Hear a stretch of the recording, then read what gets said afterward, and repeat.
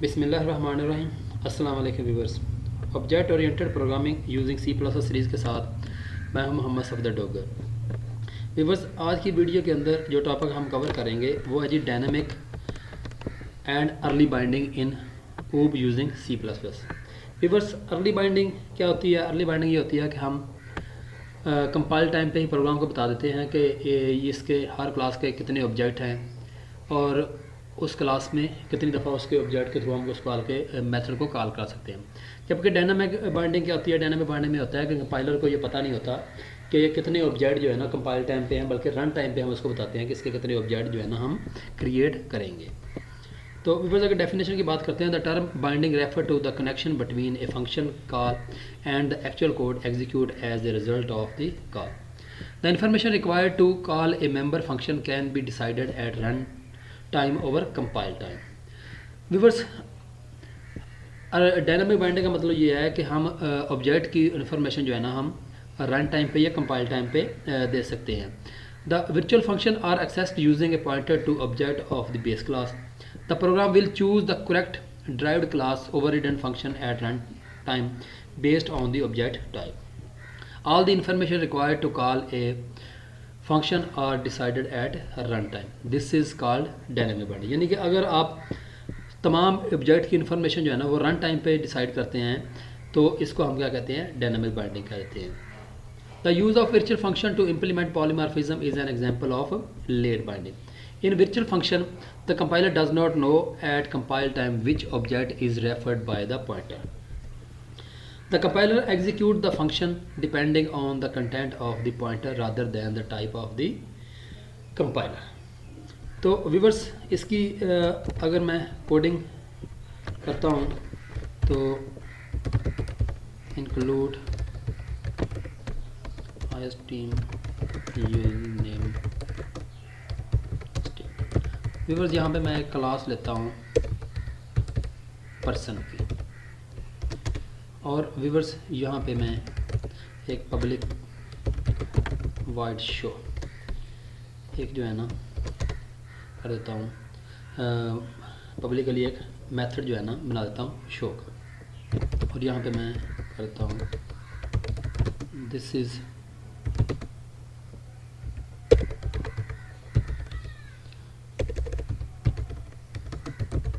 Person class method. जैसे इसका object create होगा और उसको यानी कि ऑब्जेक्ट के थ्रू कॉल करेंगे तो ये मेथड जो है ना कॉल हो जाएगा, और इस मेथड को व्यूअर्स हम वर्चुअल जो है ना मेथड बना देते हैं। इसी तरह व्यूअर्स, मैं यहाँ पे एक क्लास बनाता हूँ एम्प्लॉय की, और इसको पब्लिकली इनहेरिट कर देते हैं हम पर्सन के साथ, और इसी तरह हम एक publicly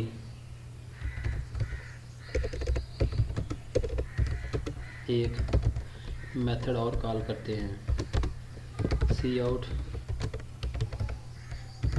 this is employ class method.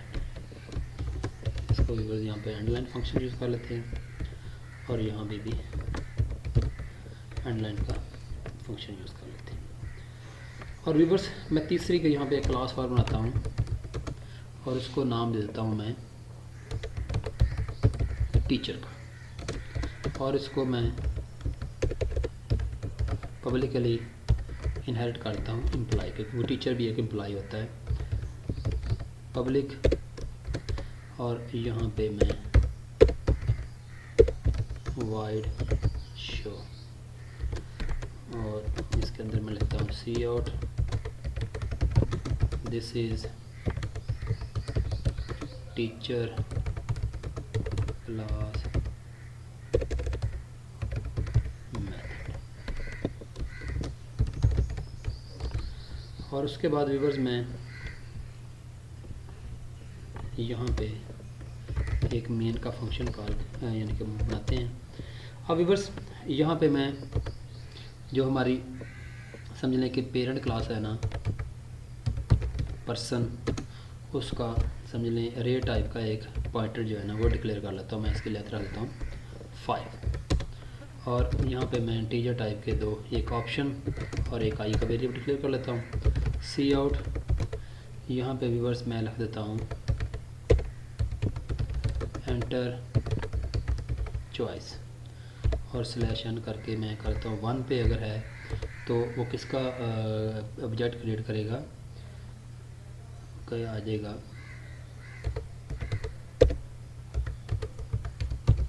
Person class slash N 2 पे आ जाएगा जी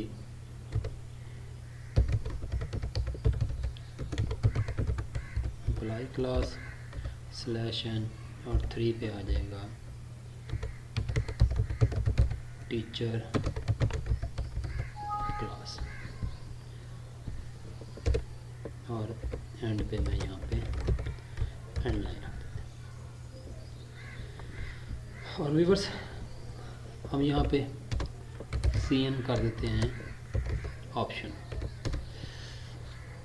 यानी कि कोई अगर 1 करेगा तो पर्सन का ऑब्जेक्ट क्रिएट हो जाएगा, अगर 2 करेगा तो एम्प्लॉय क्लास का ऑब्जेक्ट क्रिएट हो जाएगा, अगर 3 करेगा तो टीचर क्लास का ऑब्जेक्ट जो है ना वो डिक्लेयर हो जाएगा। यहाँ पे हम फॉर का लूप यूज़ करते हैं, i is equal to 0, i is less than 5, i plus plus कर देते हैं, और यहाँ पे आ जाता है C out which class object create, किस क्लास का ऑब्जेक्ट आपने क्रिएट करना है, तो यहाँ पे आ जाएगा, बल्कि इसको यहाँ से ख़त्म कर देते हैं, यहाँ पे आपका आ जाएगा ऑप्शन आ जाएगा। फिर हम लगा देंगे इफ़, अगर तो ओपी के अंदर 1 है, ऑप्शन के अंदर 1 है, तो यहाँ पे आ जाएगा ptr i और इक्वल टू न्यू पर्सन, और एल्स इफ, अगर ओपी के अंदर व्यूअर्स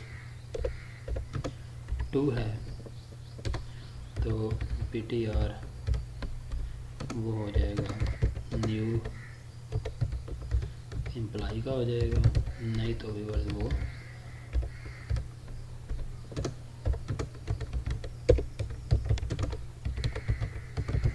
टीचर का हो जाएगा। तो अगर हम हर ऑब्जेक्ट के थ्रू फंक्शन को मेथड को कॉल कराना चाहते हैं तो i is equal to 0, i is less than 5 और i प्लस प्लस हो जाएगा, और ptr i के साथ शो का मेथड कॉल हो जाएगा। पहले भी इसको रन कर लेते हैं।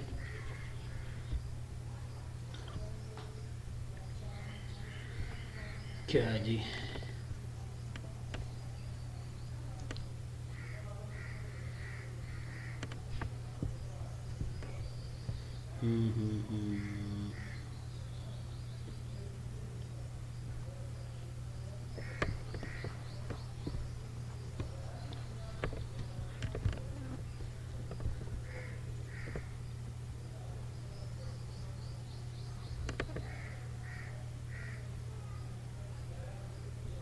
सॉरी, ये ptr,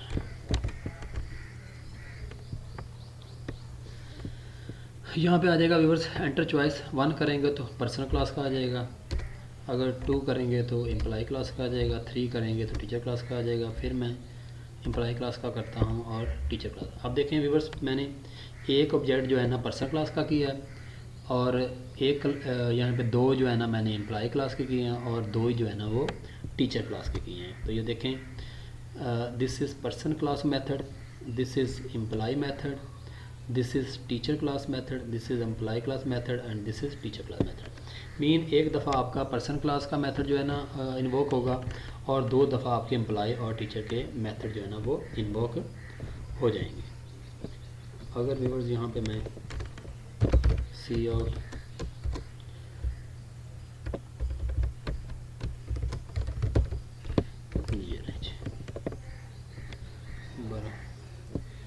देखें जी, मैं 2 जो है ना एम्प्लॉय क्लास के कर देता हूँ और 3 जो है ना वो मैं पर्सन क्लास के कर देता हूँ। जैसे देखें एम्प्लॉय क्लास, पर्सन क्लास और पर्सन क्लास। तो व्यूअर्स ये प्रोग्राम को नहीं पता कि हर क्लास के कितने ऑब्जेक्ट जो है ना हमने क्रिएट किए हैं। ये सारा काम हम किस पे कर रहे हैं, रन टाइम पे कर रहे हैं।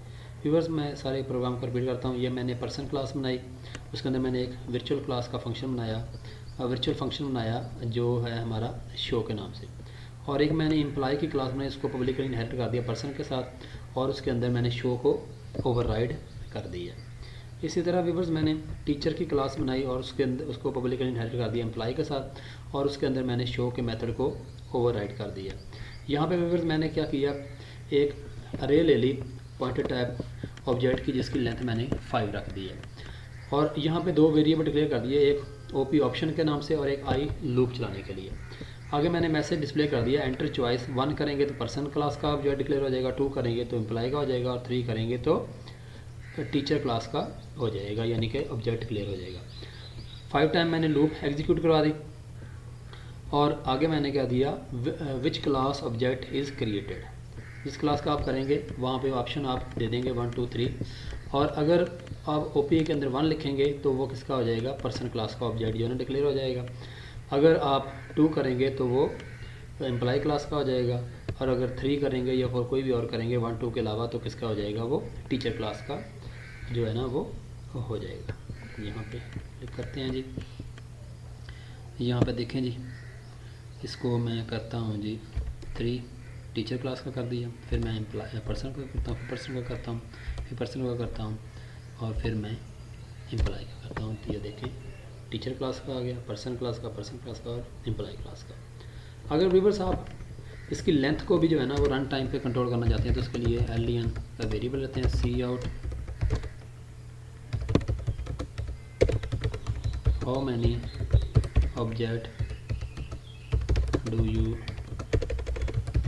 वांट टू क्रिएट, तो उसके लिए आ जाएगा cn len। इस लेंथ को हम जितनी नंबर ऑफ लेंथ आएगा उसको हम इसके लिए पास कर देते हैं, और इसी तरह इस लेंथ को जो है ना वेरिएबल को हम लूप से भी कंट्रोल कर लेते हैं। यहाँ से इसको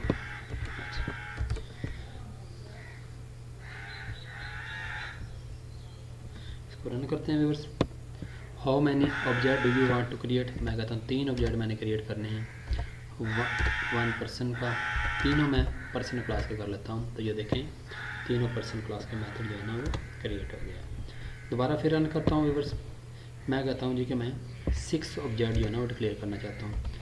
मैं 2 जो है ना पेरेंट क्लास के, 2 एम्प्लॉय क्लास के, और 2 ही जो है ना मैं टीचर क्लास के करता हूँ। तो ये देखें 6 मेरे ऑब्जेक्ट जो है ना वो क्रिएट हो गए हैं। तो यही है व्यूअर्स ब्यूटी आपकी पॉलीमॉर्फिज्म की, कि आप इसके अंदर लेट बाइंडिंग और अर्ली बाइंडिंग जो है ना वो करवा सकते हैं। तो उम्मीद है कि व्यूअर्स आपको आज के लेक्चर की समझ आ गई होगी। मेरी वीडियो देखने का शुक्रिया, मेरे चैनल को सब्सक्राइब करना ना भूलें। तो नेक्स्ट लेक्चर तक बाय, ओके, अल्लाह।